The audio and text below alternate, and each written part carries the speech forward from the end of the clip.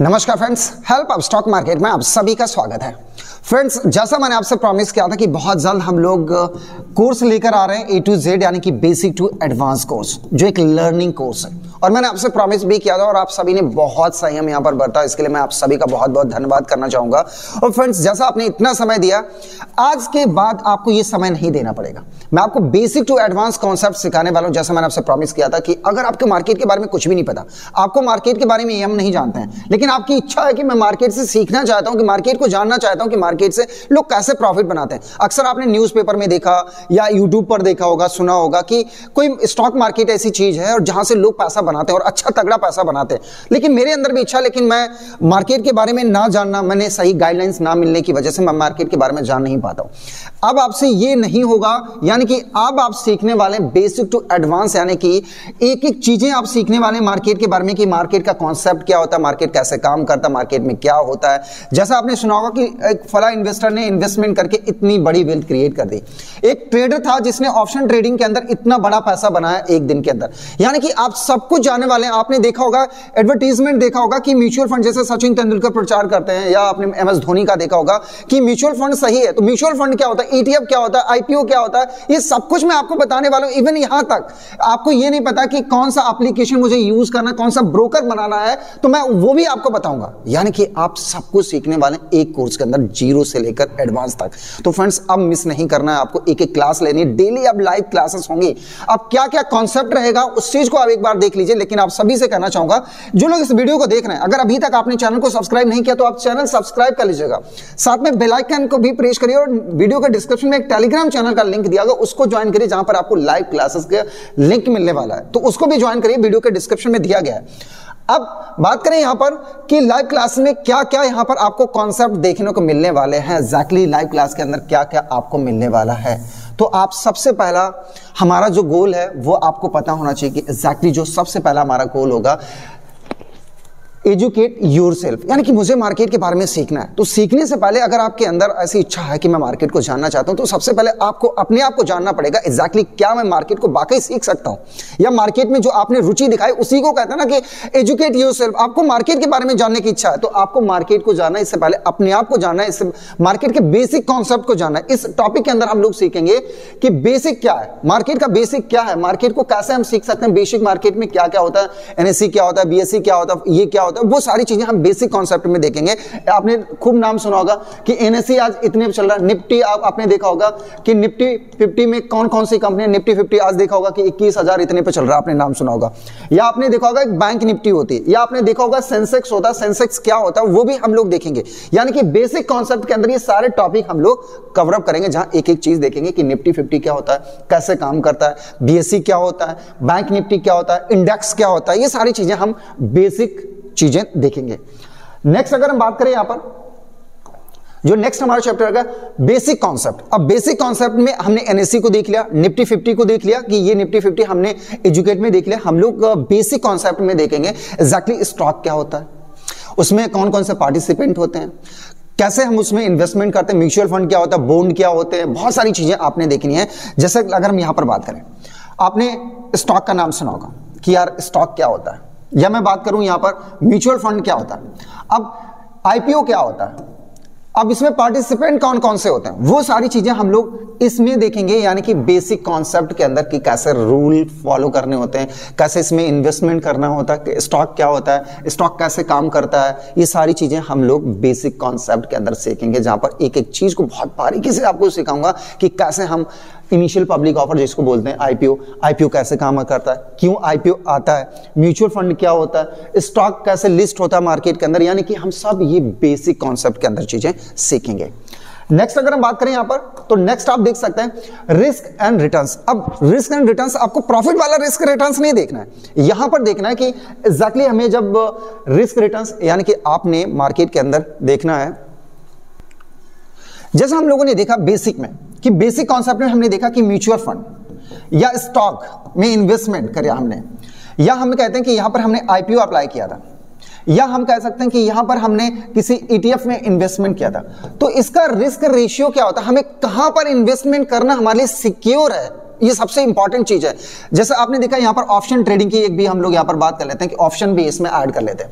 मेरे लिए ऑप्शन बेहतर है या मेरे लिए स्टॉक बेहतर है इन्वेस्टमेंट करना, या मेरे लिए म्यूचुअल फंड बेहतर, कहां पर मुझे कितने बड़े रिटर्न्स मिल सकते हैं और कितनी सिक्योरिटी वहां पर है रिटर्न्स लेने की, वो हम लोग यहां पर रिस्क एंड रिटर्न्स में देखने वाले हैं। और ये सबसे इंपॉर्टेंट टॉपिक है कि हमें यह पता होना चाहिए कि मेरा पैसा सबसे सिक्योर कहां पर है, कौन सी चीज हमें बेहतर रिटर्न्स दे सकती है एक साल के अंदर। अगर स्टॉक की बात करें, आपने देखा होगा कि स्टॉक में एक फला व्यक्ति था, उसने एक स्टॉक एमआरएफ खरीद लिया था, और एक कहानी भी आपने सुनी होगी कि एमआरएफ के थे और एक किसी अपने कह सकते हैं कि ग्रैंडसन को उन्होंने बहुत बड़ा पैसा दिया था, उन्होंने कुछ नंबर ऑफ शेयर्स। तो ऐसा किसमें हमारी सबसे बेहतर ऑप्शन है, कहां हमारा पैसा सिक्योर हो सकता है, ये रिटर्न्स एंड उसमें हम रिस्क एंड रिटर्न्स में देखने वाले हैं।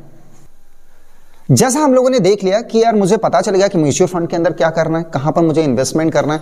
अब नेक्स्ट जो टॉपिक आता है क्रिएट अ बजट, सबसे इंपॉर्टेंट टॉपिक होता है क्रिएट अ बजट। अब बजट कहां से क्रिएट किया जाए। मान लेता हूं कि मैं एक सैलरी पर्सन हूं, या मैं मान लेता हूं कि मैं एक बिजनेस पर्सन हूं, या मैं एक एग्रीकल्चर में किसान हूं और मुझे मार्केट को सीखना है, या मैं एक स्टूडेंट हूं, मुझे मार्केट के बारे में जाना, लेकिन मेरे पास सबसे बड़ी चीज है कि बजट कहां से लाऊं। स्टूडेंट है, स्टूडेंट के पास अक्सर बजट का इश्यू रहता है और वो क्या करते हैं, अपनी पॉकेट मनी से इन्वेस्टमेंट करते हैं। अब उसमें से कुछ ऐसे भी स्टूडेंट होते हैं या कुछ ऐसे लोग होते हैं जो क्या करते हैं, लोन ले लेते हैं। उन्होंने क्या किया कि भैया लोन उठा लिया, लोन ले लिया, या कह दिया कि उन्होंने यहाँ पर लोन लेने के बाद या कहते हैं कि बैंक में पैसा डाला, वहां से ले लिया, या किसी अपने दोस्त से उधार ले लिया। अक्सर स्टूडेंट यही करते हैं कि अपने मित्र से पैसा ले लिया और क्या कहे मार्केट में लगा दिया। आपका सबसे इंपॉर्टेंट चीज है कि आपको बजट ऐसा क्रिएट करना है ताकि आपको जीवन में कभी लोन लेकर या किसी से मतलब डेट जिसको हम बोलते हैं ना, तो आपको डेट लेके नहीं काम करना है, लोन नहीं लेना है, किसी से उधार लेकर पैसा नहीं डालना है, बैंक से नहीं लेना है या क्रेडिट कार्ड से नहीं लेना है। लोग अक्सर क्या करते हैं कि यार क्रेडिट कार्ड हमें 45 दिन पर कोई चार्ज नहीं लगता है, और अक्सर मेरे पास ये केस आते हैं, कि सर मैंने 9 लाख रुपए ना, मेरी लिमिट थी 10 लाख की और मैंने 9 लाख रुपए क्रेडिट कार्ड से लिया और मैंने इन्वेस्टमेंट कर दिया। यार ऐसा करोगे तो क्या आप लगता है कि जीवन में सक्सेस हो पाओगे। तो ये इसलिए मैंने ये टॉपिक डाला क्रिएट अ बजट, आपके लिए सबसे सिक्योर कहां से पैसा लाना और कितना पैसा आपको मार्केट के अंदर। इसमें मैं आपको बहुत अच्छी स्ट्रैटेजी भी बताऊंगा, उस स्ट्रैटेजी को भी हम लोग देखेंगे। तो ये टॉपिक के ऊपर हम लोग बहुत अच्छी तरीके से एक्सप्लेन करेंगे एक्चुअली हमें कहां से बजट क्रिएट करना और कितना बजट यहां पर रखना है। नेक्स्ट टॉपिक की बात करें तो फिर उसके बाद है सेट फाइनेंशियल गोल। आपने देखा कि यार मैंने बजट क्रिएट कर लिया और बजट के साथ साथ एक चीज मैं यहां पर और मिस कर रहा हूं, उस चीज को भी देख लीजिए। यहां पर है इमरजेंसी फंड भी आपको ऐड करना। जैसे यहां पर हमने इमरजेंसी फंड यहां पर देखा, तो इमरजेंसी फंड भी आपको रखना है। ऐसा नहीं जैसा आपने अभी देखा होगा रिसेंटली मार्केट के अंदर जब करेक्शन आता है या सडनली मार्केट एक दिन फॉल करता है, अभी बैंक एचडीएफसी में देखा होगा, एचडीएफसी के फॉल होने की वजह से एचडीएफसी 8% नीचे गया था। उस दिन मार्केट में सडनली हमने देखा था बैंक निफ्टी के अंदर 1500 की गैप डाउन ओपनिंग थी, या कह सकते 2000 पॉइंट से ज्यादा मार्केट टूटा था। तो आपने तो किया था कि 1 लाख मेरे पास फंड था या 10 लाख मेरे फंड था और आपने इमरजेंसी फंड रखा नहीं था। आपने क्या किया, पहले ही मार्केट में निपटा दिया था, पहले ही लगा रखा। तो आपने 10 लाख रुपए में को अपने आप को बहुत अच्छी तरीके से कह सकते हैं ना कि जस्टिफाई करना है कि मुझे कितना इन्वेस्टमेंट कब करना है, और इसीलिए आपको हमेशा अपना इमरजेंसी फंड रखना है।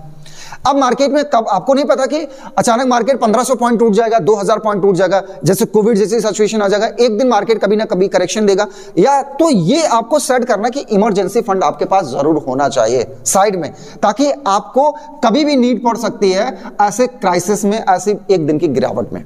तो उस दिन ये फंड जो इमरजेंसी ना, वो आपके लिए, जैसा ना कहते हैं कि इमरजेंसी वाला आपको जीवन दान दे देगा, वो आपकी लाइफ लाइन है। तो ये आपको हमेशा अपनी लाइफ लाइन रखनी है।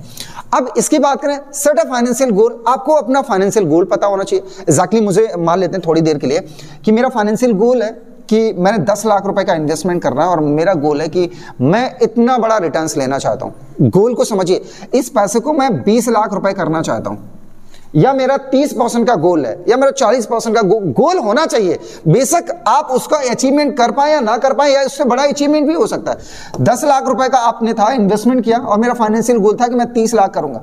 अब जरूर नहीं वो 30 लाख हो जाए, यार इसके आसपास भी जाओगे 20 लाख होगा। आप गोल बना के रखे हो 12 लाख का, तो फिर कैसे काम चलेगा। तो फाइनेंशियल गोल आपको सेट करना अपना कि एक्जैक्टली मुझे 1 साल के अंदर इतने बड़े रिटर्न्स लेना, या मुझे ये स्टॉक सेलेक्ट करना और इस स्टॉक के अंदर हमें ये काम करना, राइट। तो आपको फाइनेंशियल गोल होना ही चाहिए किसी भी।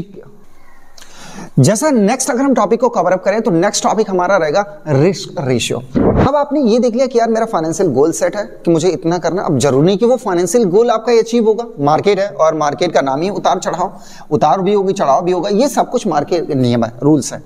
अब उसमें सबसे इंपॉर्टेंट क्या है कि रिस्क रेशियो। मान लेता हूं कि आपने 1 लाख रुपए का इन्वेस्टमेंट किया। एक इन्वेस्टमेंट कहते हैं किसी भी स्टॉक के अंदर आपने इन्वेस्टमेंट किया, इन्वेस्टमेंट कर दिया।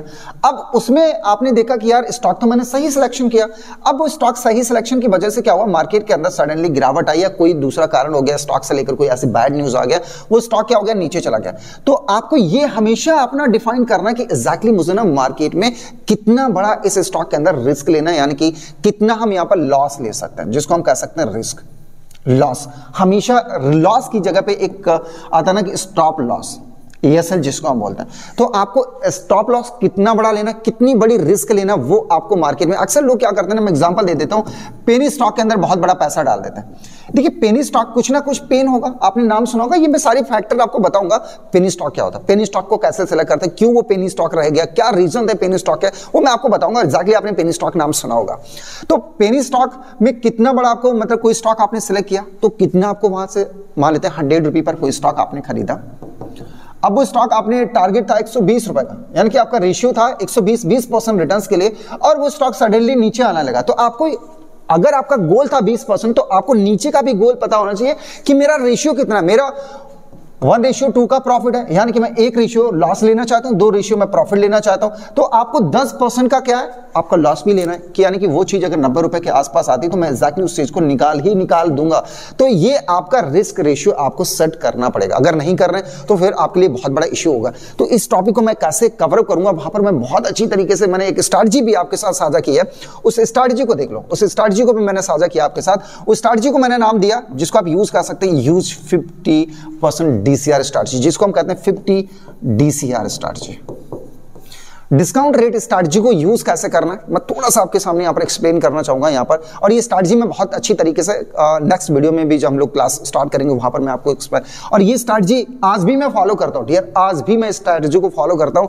और मैं आपसे कहूंगा कि इस स्ट्रैटेजी को आपको भी फॉलो करना चाहिए। अगर आप मार्केट से पैसा बनाओगे ना, या आप रिस्क रेशियो सही से फॉलो करना चाहते हैं, तो ये 50% DCR स्ट्रैटेजी जरूर यूज करिएगा।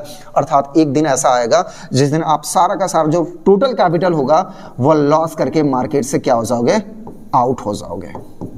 और आप जैसे बहुत सारे लोग आते हैं, एक सर्किल होता है, 6 महीने में पता नहीं कितने नए लोग आते हैं। पिछले 6 महीने में जो लोग पुराने आते हैं वो निकल जाते हैं, फिर 6 महीने में आते हैं नए, फिर निकल जाते हैं। तो ये एक सर्किल है जो लगातार सर्किल मार्केट में चलता रहता है। तो 50 DCR मैं स्ट्रैटेजी भी आज को आपको बताऊंगा कि 50 DCR स्ट्रैटेजी क्या होता है। सिलेक्ट ब्रोकर, इंपॉर्टेंट टॉपिक, क्योंकि लोग ना यहां पर गलती क्या करते हैं, आपको ये नहीं पता कि कौन सा मुझे ब्रोकर एप्लीकेशन यूज करना है। बहुत सारे मार्केट में ब्रोकर एप्लीकेशन, मैं किसी का नाम नहीं लूंगा, बहुत सारे एप्लीकेशन हैं। कुछ एप्लीकेशन क्या होते हैं कि 20 रुपए प्रति ऑर्डर बाइंग सेलिंग लेते हैं। वो इक्विटी पर भी लेते हैं, एक्चुअली इक्विटी पर भी लोग लेते हैं यहां पर ब्रोकर।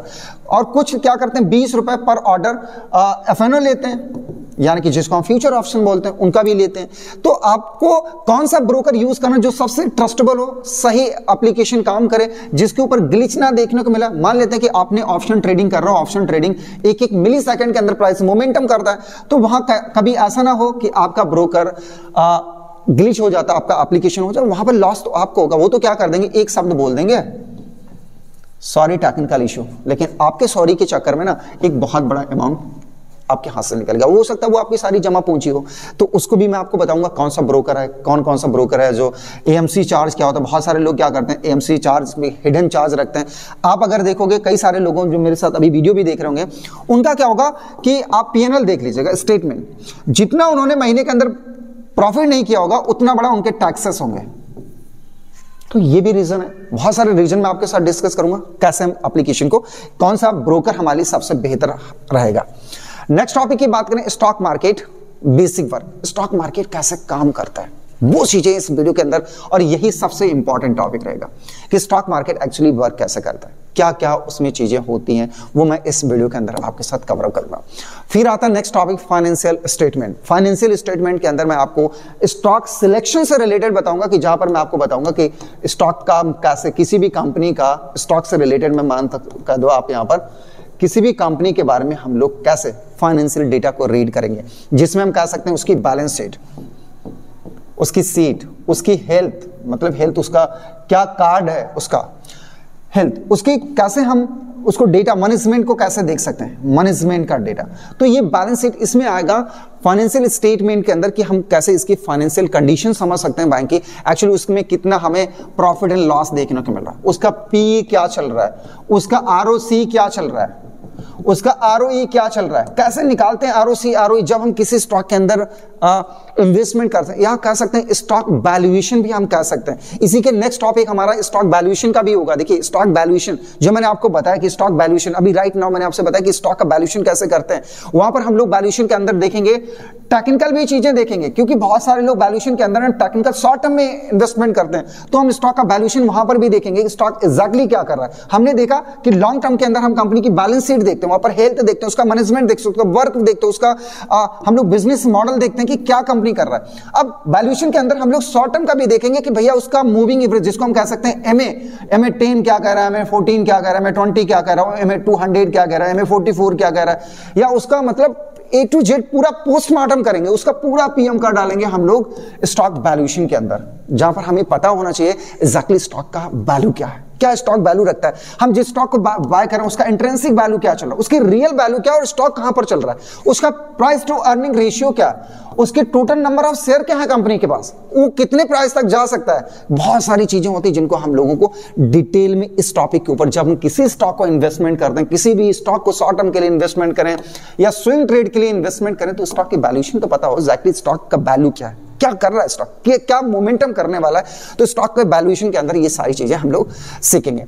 नेक्स्ट टॉपिक की बात करें स्टॉक एनालिसिस, जहां लॉन्ग टर्म, जैसे मैंने अभी राइट नाउ कहा आपसे लॉन्ग टर्म के बारे में, शॉर्ट टर्म के बारे में, ये सारी चीजें हम लोग स्टॉक वैल्यूएशन के अंतर्गत आती हैं, ये सारी चीजें वहां पर हम लोग सीखेंगे। नेक्स्ट टॉपिक की बात करें तो मार्केट एनालिसिस, मार्केट एनालिसिस में भी हम बहुत चीजें सीखने वाले हैं। तो मार्केट एनालिसिस में हम लोग सीखेंगे यहां पर एग्जैक्टली मार्केट का ट्रेंड क्या, जिसको हम लोग देखते हैं ना कि market trend, market all time high पर चल रहा है, मार्केट का पी रेशियो क्या चल रहा है, मार्केट का ट्रेंड ब्रेकआउट चल रहा है, मार्केट ट्रेंड डाउन ट्रेंड चल रहा है, अप ट्रेंड चल रहा है, ग्लोबल क्यूज क्या कह रहे हैं, जिसमें अगर हम बात करें ग्लोबल क्यूज, हम लोग रात का डेटा देखते हैं, रात का आपने देखा होगा जो ट्रेडर होते हैं, अक्सर ट्रेडर होते हैं, इन्वेस्टर के ऊपर इतना फर्क नहीं पड़ता है, ट्रेडर होते हैं वो रात में भी जग कर ये देखते हैं कि अमेरिकन मार्केट क्या कर रहा है, दुनिया भर के मार्केट क्या कर रहा है, कल हमारा मार्केट क्या करेगा। तो मार्केट एनालिसिस के अंदर हमें यह भी पता होना चाहिए एग्जैक्टली मार्केट में हमें प्रॉफिट कब बुक करना है, और सबसे इंपॉर्टेंट होता है हम लोग एंट्री तो कर देते हैं, मैंने एग्जांपल दिया आपके सामने और लगातार मैं एग्जांपल देता रहता हूं। एक्चुअली आपने देखा होगा महाभारत में अर्जुन के पुत्र के बारे में आपको पता होगा, अभिमन्यु को सब कुछ पता था, अभिमन्यु को पता था कि हमें 7 दरवाजे जो थे उसके अंदर घुस गया वो चला गया, लेकिन उसको निकलना नहीं पता था, एंट्री तो कर लिया। और एग्जैक्टली यही चीज आपको मार्केट के अंदर है। मैं कहता हूं कि आपने कोई स्टॉक बाय कर लिया, आपने बाय कर लिया और आपको ये तो पता नहीं, बाय तो कोई भी कर सकता है, एक बच्चा भी बाय कर सकता है। आपने ये देख लिया कि मैंने एप्लीकेशन आपको बता दिया कि ये एप्लीकेशन है बेटा और इस पर जाकर आप बाय सेल कर लो, कोई भी कर सकता है बाय सेल, एक बच्चा भी कर सकता है। उसने देखा कि ये टाटा का शेयर है और ये टाटा पावर हुआ या टाटा का शेयर है, इसको उसने क्या किया, बाय किया, बाय हो गया।